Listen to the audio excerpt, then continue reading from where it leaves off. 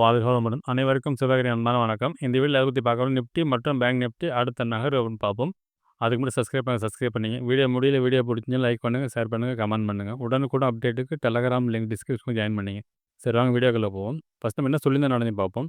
நம்ம என்ன சொல்லியிருந்தோம்னா, மார்க்கெட்டை பொறுத்தளவுக்கு இந்த ஃபஸ்ட்டு செகண்ட் கேடிலேருந்து நோ ட்ரேடிங் சொல்லியிருந்தோம். இந்த இடத்துல வந்து எந்த டைரக்ஷன் போகிறது ஃபிக்ஸ் பண்ணுறதா இருக்கும். செகண்ட் பிரேக் பண்ணும்போது மார்க்கெட்டில் தேர்ட் வரைக்கும் போகிற வாய்ப்புன்னு சொல்லியிருந்தோம். ஆனால் பார்த்தீங்கன்னா, அந்த செகண்ட் பிரேக் பண்ணிச்சு. அடுத்து பார்த்தீங்கன்னா, அந்த ஒரு 5 மினிட்ஸ் பிரேக் பண்ணிச்சு. அந்த கேண்டில் பிரேக் பண்ண முடியல மார்க்கெட். இந்த ரேஞ்சுக்குள்ளே தான் இருந்துச்சு. நம்ம இந்த இடம் சொல்லியிருந்தோம். இதுக்குள்ளே இருக்க வரைக்கும் நோ ட்ரேடிங் சொல்லலாம், பெருசாக மூவ் வாய்ப்புலன்னு சொல்லி தான் சொல்லியிருந்தோம். அதே போல தான் இருந்துச்சு.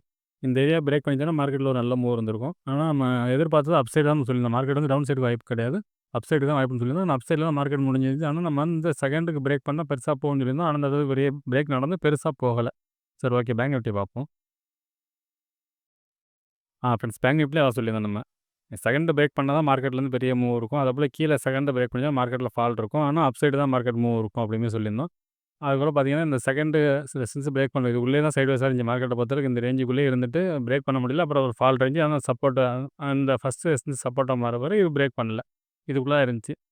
ஆனால் நம்ம எதிர்பார்த்தது வந்து அப் சைடு தான் நம்ம எதிர்பார்த்தோம். அதில் அப் சைடு மூவ் தான் இருந்துச்சு. ஆனால் பெரிய புல்லிஸ்ன்னு இது தாண்டினா தான் நம்ம புல்லிஸ் சொல்லியிருந்தோம். அதாவது மார்க்கெட் வந்து ஃபுல்லாகவே புல்லிஸ் மாறுது அப்படின்னா தேர்டுக்கு அப்புறம் தான் சொல்லியிருந்தோம்.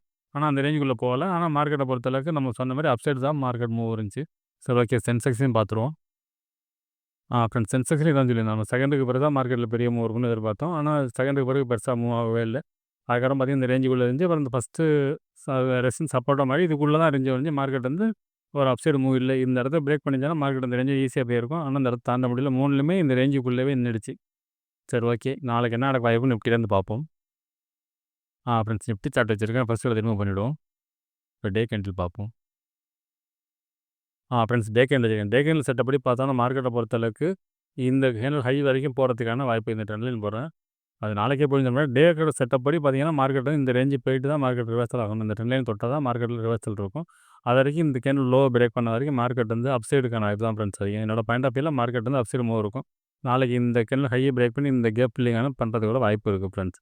இந்த 350க்கு மேலே இருக்கிறதுக்கான வாய்ப்பு அதிகம். சரி, ஓகே. இது 50 மினிட்ஸில் பார்ப்போம் என்ன மாதிரி லெவல்ஸ் இருக்க வாய்ப்புன்னு. ஃப்ரெண்ட்ஸ், 50 மினிட்ஸ் வச்சுக்கோங்க. இப்போ பார்த்தோம்னா ஃபஸ்ட் ரெசன்ஸ் பார்த்தா இன்றைக்கி போன ஹை தான் 25,245 அப்படிங்கிறது ஃபஸ்ட் ரெசன்ஸாக இருக்கும்.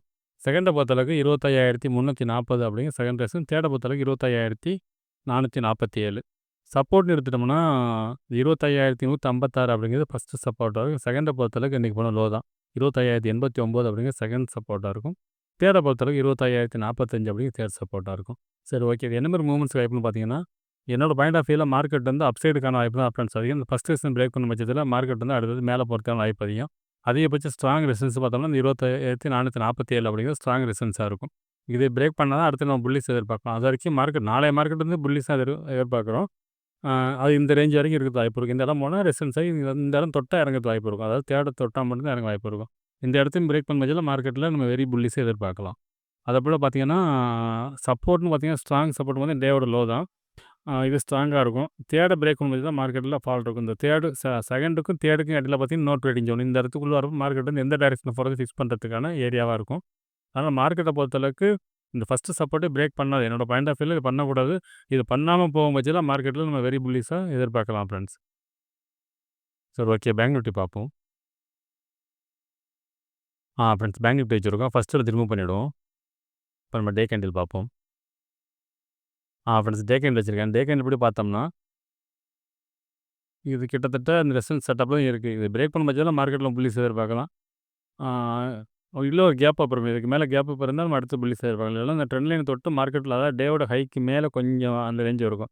இந்த டே ஹையே பிரேக் பண்ண பட்சத்தில் மார்க்கெட்டில் நம்ம புல்லிஸ் எதிர்பார்க்கலாம். அது மாதிரி செட்டப் தான் இருக்குது. அதே சமயத்தில் டேவோட லோவை பிரேக் பண்ணால் மார்க்கெட்டில் ஃபால் இருக்கும். அது ரொம்பவும் இருக்க மாதிரி தெரியல. இந்த கேண்டில் லோ வரைக்கும் இருக்கிறதுக்கான வாய்ப்பு அதிகம். டே படி என்னோட பாயிண்ட் ஆஃப் வியூவில் மேலே அப்சைடில் பிரேக் பண்ணி பெருசாக போகிறதுக்கு வாய்ப்பு இருக்கும் போது தான் ஃப்ரெண்ட்ஸ் தெரியுது.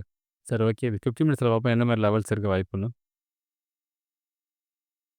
ஃப்ரெண்ட்ஸ், 50 மினிட்ஸ் வச்சுக்கோங்க. இப்போ பார்த்தோம்னா ஃபஸ்ட் ரெசன்ஸ் பார்த்தோம்னா 57,187 அப்படிங்கிறது ஃபஸ்ட் ரெசன்ஸாக இருக்கும். செகண்டை பொறுத்தளவுக்கு 57,363 அப்படிங்கிறது செகண்ட் ரெசன்ஸாக இருக்கும். தேர்டை பொறுத்தளவுக்கு 57,696 அப்படிங்கிறது தேர்ட் ரெசன்ஸாக இருக்கும். சப்போர்ட் எடுத்துட்டோம்னா 56,826 அப்படிங்கிறது ஃபஸ்ட்டு சப்போர்ட்டாக இருக்கும்.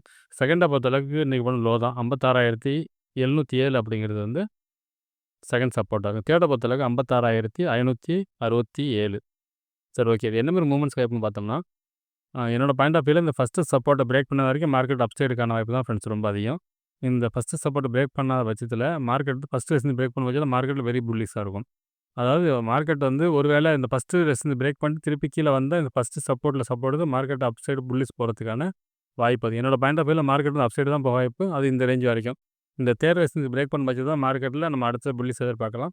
இந்த இடங்கிறது ஸ்ட்ராங்கான ரெசிஸ்டன்ஸ் ஏரியா. அதேபோல இந்த தேர்டுங்கிறது ஸ்ட்ராங்கான சப்போர்ட் ஏரியா.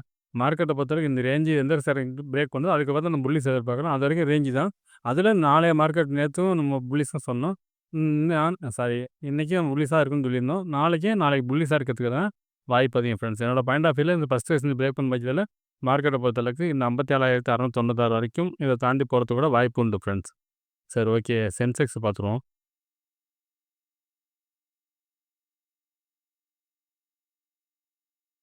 ஃப்ரெண்ட்ஸ் சென்செக்ஸ் வச்சிருக்கேன். ஃபர்ஸ்ட் எடுத்து ரிமூவ் பண்ணிடுவோம். இப்ப டே கேண்டில் பார்ப்போம்.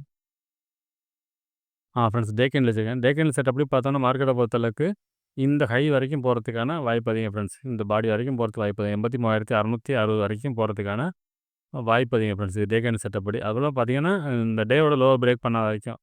இந்த லோவ பிரேக் பண்ணி தான் மார்க்கெட்ல ஃபால் இருக்கும். அது வந்து இந்த கேண்டோட இருக்கும். டேய பொறுத்தவரைக்கும் இந்த லோவ பிரேக் பண்ணாம அடுத்தது மூவ் ஆனுச்சுன்னா, ஒரு நல்ல மூவ் இருக்கிறதுக்கான வாய்ப்பு அதிகம் ஃப்ரெண்ட்ஸ். சரி ஓகே. 50 மினிட்ஸ்ல பார்ப்போம் என்ன மாரி லெவல்ஸ் இருக்க வாய்ப்புன்னு. ஃப்ரெண்ட்ஸ் 50 மினிட்ஸ் வச்சிருக்கேன். இப்போ பார்த்தோம்னா, ஃபர்ஸ்ட் ரெசிஸ்டன்ஸ் பார்த்தோம்னா, இன்னைக்கு போன ஹை தான். 82,747 அப்படிங்கிறது ஃபர்ஸ்ட் ரெசிஸ்டன்ஸா இருக்கும். செகண்ட பொறுத்தளவுக்கு 82,934 அப்படிங்கிறது செகண்ட் ரெசிஸ்டன்ஸா இருக்கும். தேர்ட பொறுத்தளவுக்கு 83,574 அப்படிங்கிறது தேர்ட் ரெசிஸ்டன்ஸா இருக்கும். சப்போர்ட்னு எடுத்துட்டோம்னா, 82,447 அப்படிங்கிறது ஃபர்ஸ்ட்டு சப்போர்ட்டு. செகண்ட பொறுத்தளவுக்கு இன்னைக்கு போன லோ தான். 82,221 அப்படிங்கிறது வந்து செகண்ட் சப்போர்ட்டா இருக்கும். தேர்ட பொறுத்தளவுக்கு நேத்தையோட லோ 82,010 அப்படிங்கிறது வந்து தேர்ட் சப்போர்ட்டா இருக்கும். சரி ஓகே. இது என்ன மாரி மூவ்மெண்ட்ஸ் வரும்னு பார்த்தோம்னா, நம்ம எல்லாத்துலயும் வந்து ஃபர்ஸ்ட்டு பிரேக் பண்ணா போங்கிற மாரி சொல்லியிருப்போம். இதில மட்டும் சென்செக்ஸ்ல மட்டும் செகண்ட பிரேக் பண்ணா மார்க்கெட்ல மூவ் இருக்கிறதுக்கான வாய்ப்பு அதிகம் ஃப்ரெண்ட்ஸ். இந்த இடத்த தாண்டும் பட்சத்தில மார்க்கெட்ல வெரி புல்லிஷ் இருக்குது. பிரேக் பண்ணிச்சுன்னா மார்க்கெட் இந்த ரேஞ்ச் வரைக்கும் போறதுக்கான வாய்ப்பு அதிகம். அதுக்கப்புறம் ஃபர்ஸ்ட்டு சப்போர்ட்ட பிரேக் பண்ணாம போகணும். இந்த ஃபர்ஸ்ட்டு சப்போர்ட்ல சப்போர்ட் இருந்துச்சுன்னா, இந்த செகண்ட பிரேக் பண்ணினா மார்க்கெட்ல நம்ம புல்லிஷ் எதிர்பார்க்கலாம். ஒருவேளை இந்த ஃபர்ஸ்ட்டு சப்போர்ட்ட பிரேக் பண்ண பட்சத்தில மார்க்கெட்ல செகண்டுங்கிறதும் ஸ்ட்ராங்கானதா இருக்கும். ஆ அதையும் பிரேக் பண்ணா தான் நம்ம தேர்ட பிரேக் பண்ணா மார்க்கெட் செட்டப்பே மாறுதுன்னு அர்த்தம். ஆக்சுவலா இந்த இடத்துக்குள்ள வரதுக்கு வாய்ப்பு இல்ல. இந்த செகண்டுக்கும் தேர்ட் கேண்ட்லேருந்து நோ ட்ரேடிங் ஜோன். இதுக்குள்ள எந்த டைரக்ஷன் போறதுக்கு வாய்ப்பு அப்படிங்கிறது இது பண்றதுக்கான ஏரியா. அதனால மார்க்கெட் என்னோட பாயிண்ட் ஆஃப் வியூல மார்க்கெட் ஃபர்ஸ்ட் சப்போர்ட் பிரேக் பண்றதுக்கு வாய்ப்பு கம்மி. அப்சைடுக்கான வாய்ப்பு தான் ஃப்ரெண்ட்ஸ் அதிகம். 3லயுமே என்னோட பாயிண்ட் ஆஃப் வியூல மார்க்கெட் வந்து மேல் நோக்கி போறதுக்கான வாய்ப்பு தான் ஃப்ரெண்ட்ஸ் அதிகம். சரி ஓகே ஃப்ரெண்ட்ஸ். அடுத்த வீடியோல சந்திப்போம். நன்றி, வணக்கம்.